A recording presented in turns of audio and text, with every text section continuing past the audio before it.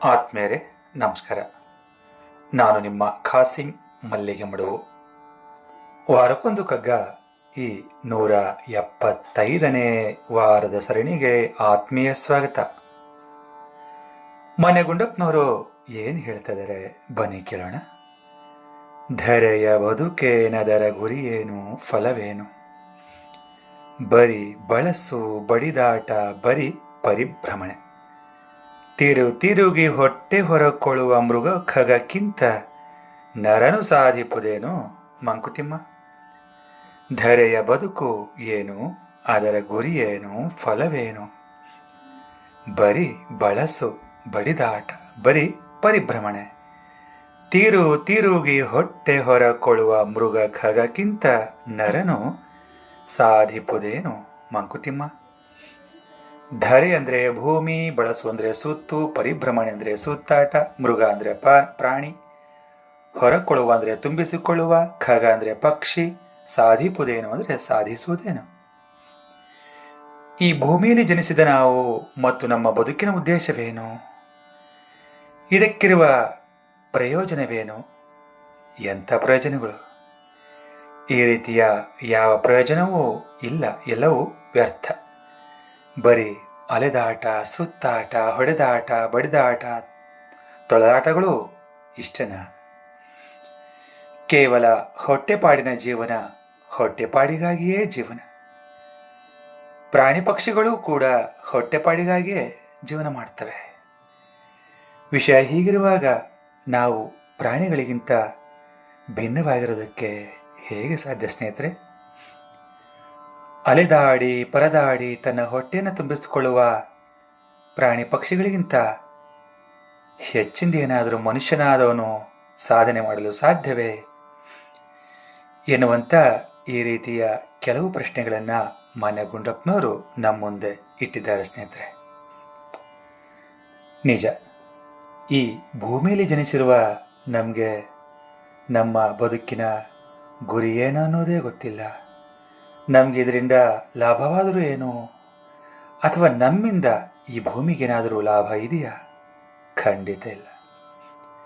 ನಮ್ಮಿಂದ ಈ ಪ್ರಕೃತಿಗೆ ಕೇವಲ ನಷ್ಟವೇ ಹೊರತು ಲಾಭ ಅಂತೂ ಖಂಡಿತ ಇಲ್ಲ. ಬರೀ ಸುಮ್ಮನೆ ಸುತ್ತೋದೇ ಕೆಲಸ. ಅದು ಯಾತಕ್ಕಾಗಿ ಅಂದರೆ ಕೇವಲ ಹೊಟ್ಟೆಪಾಡಿಗಾಗಿ.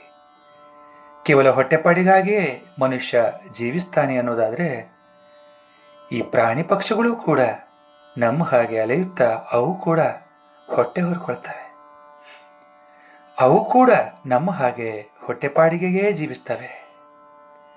ಹಾಗಾದರೆ ಈ ಪ್ರಾಣಿ ಪಕ್ಷಿಗಳಿಗಿಂತಲೂ ನಾವು ಹೇಗೆ ಭಿನ್ನವಾಗ್ತೇವೆ?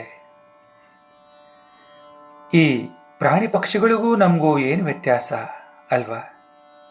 ಹಾಗೆ ನೋಡಿದ್ರೆ ನಮಗಿಂತಲೂ ಈ ಪ್ರಾಣಿ ಪಕ್ಷಿಗಳೇ ಶ್ರೇಷ್ಠ. ನಾವೆಲ್ಲ ಖಂಡಿತ ಕನಿಷ್ಠವೇ. ಯಾಕಂತಂದರೆ ಈ ಪ್ರಾಣಿ ಪಕ್ಷಿಗಳಿಗೆ ಹಸಿವಾದಾಗ ಮಾತ್ರ ತಮ್ಮ ತಮ್ಮ ಆಹಾರಗಳನ್ನು ಹೋರಾಡಿ ತಿಂದು ಹಸಿವು ಕಳೆದ ತಕ್ಷಣ ತಮ್ಮ ಪಾಡಿಗೆ ತಾವು ಸುಮ್ಮನಿರುತ್ತವೆ. ಈ ಹುಲಿ ಸಿಂಹಗಳ ಮುಂದೆ ಮನುಷ್ಯರಾದ ನಾವೇ ಹೋಗಿ ಅವುಗಳ ಮುಂದೆ ನಿಂತರೂ ಅವುಗಳು ನಮಗೆ ಖಂಡಿತ ಹಾನಿ ಮಾಡಲ್ಲ.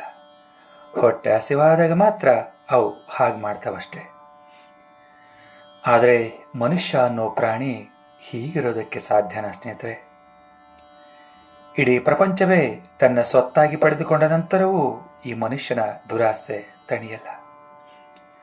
ಒಟ್ಟಾರೆಯಾಗಿ ಈ ಮನುಷ್ಯರಾದ ನಮ್ಗಳಿಂದ ಈ ಭೂಮಿಗೆ ಯಾವ ಪ್ರಯೋಜನವೂ ಇಲ್ಲ ಅಂತ ಹೇಳ್ತಾ ಈಗ ಕೇಳೋಣ ನನ್ನ ರಾಗ ಸಂಯೋಜನೆಯ ಈ ಕಗ್ಗವನ್ನು. ತಾರರನ ತಾರರನ ತಾರರನ ತಾರರನ.